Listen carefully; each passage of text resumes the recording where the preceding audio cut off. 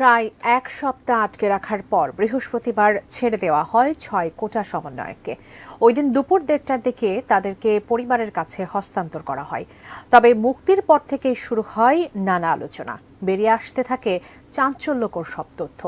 এবার আন্দোলন প্রত্যাহারের সেই ভিডিও নিয়ে মুখ খুললেন 6 সমন্বয়ক। জানালেন গত কয়েকদিনে ডিবি কার্যালয়ে তাদের সাথে কি ঘটেছে। এসআই রাজের রিপোর্টে বিস্তারিত।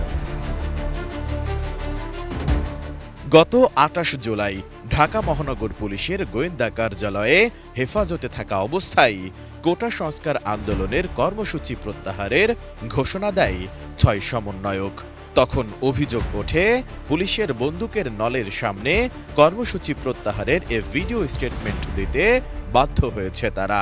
তবে এ বিষয়ে প্রশ্ন করা হলে ডিবি তা গুঞ্জন বলেই উড়িয়ে দেয়। কিন্তু এবার এর সত্যতা পাওয়া গেল। বৈষম্য বিরোধী ছাত্র আন্দোলনের 6 সমন্বয়ক নিজেরাই জানালেন এর সত্যতা। একই সঙ্গে ডিবি অফিসে জোর করে খাবার টেবিলে বসিয়ে ভিডিও করা হয়েছে বলেও জানান তারা। এছাড়া গত কয়েকদিনে ডিবি কার্যালয়ে তাদের সাথে কি ঘটেছে তার বর্ণনাও দিয়েছেন 6 সমন্বয়ক। শুক্রবার বেলা 11:30টার দিকে সাংবাদিকদের পাঠানো 6 সমন্বয়কের স্বাক্ষরিত এক বিবৃতিতে একথা জানানো হয়। বিবৃতিটি পাঠান সমন্বয়ক আবু বাকের মজুমদার।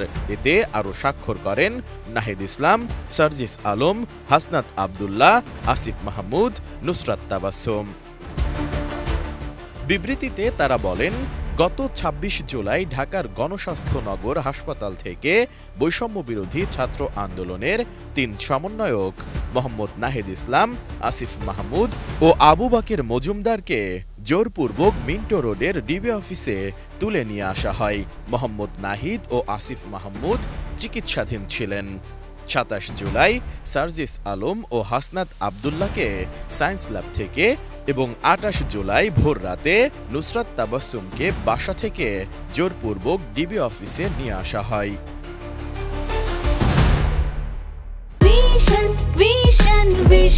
100% কপার কন্ডেন্সারে তৈরি ভিশন ফ্রিজ, তাই গুণে মানে অটুট থাকে বছরের পর বছর। আন্দোলন প্রত্যাহারের বিষয়ে এতে বলা হয়, আন্দোলন প্রত্যাহার করে ডিবি অফিস থেকে প্রচারিত 6 সমন্বয়কের ভিডিও স্টেটমেন্টটি তারা স্বেচ্ছায় দেয়নি। বৈষম্য বিরোধী ছাত্র আন্দোলনের কোনো সিদ্ধান্ত ডিবি অফিস থেকে আসতে পারে না। সারা দেশের সকল সমন্বয়ক ও আন্দোলনকারী শিক্ষার্থীদের অংশগ্রহণ ব্যতীত কোনো সিদ্ধান্ত চূড়ান্ত বলে গৃহীত হবে না। ডিবি অফিসে তাদেরকে জোর করে খাবার টেবিলে বসিয়ে ভিডিও করা হয়। তাদের ছেড়ে দেওয়ার আশ্বাস দিয়ে পরিবারকে ডেকে ১৩ ঘন্টা পর্যন্ত বসিয়ে রাখা হয় এবং মিডিয়ায় মিথ্যা স্টেটমেন্ট দেওয়া হয়। তাছাড়া তাদের শিক্ষকরা দেখা করতে চাইলেও তাদেরকে দেখা করতে দেওয়া হয়নি বলেও অভিযোগ করা হয় ওই বিবৃতিতে। এছাড়া ডিবি অফিসে অনশনের বর্ণনা দিয়ে তারা বলেন, অন্যায়ভাবে সমন্বয়কদের আটক, সারা দেশে শিক্ষার্থীদের গ্রেপ্তার ও নির্যাতনের প্রতিবাদে গত ৩০ জুলাই রাত থেকে সমন্বয়ক নাহিদ, আসিফ মাহমুদ ও আবু বাকের ডিবি অফিসে আটক অবস্থায় অনশন কর্মসূচি শুরু করেন। পরবর্তীতে সে খবর জানা মাত্র সার্জিস আলম, হাসনাত আবদুল্লাহ ও নুসরাত তাবাসসুমও অনশন শুরু করেন। বিবৃতিতে তারা জানান, অনশনের কথা পরিবার ও মিডিয়া থেকে গোপন রাখা হয়। প্রায় ৩২ ঘন্টার অধিক সময় অনশনের পরে ডিবি প্রধান 6 সমন্বয়ককে মুক্তির সিদ্ধান্ত গ্রহণ করলে অনশন ভাঙেন তারা। ১ আগস্ট দুপুর ১:৩০টায় তাদেরকে পরিবারের কাছে ছেড়ে দেওয়া হয়।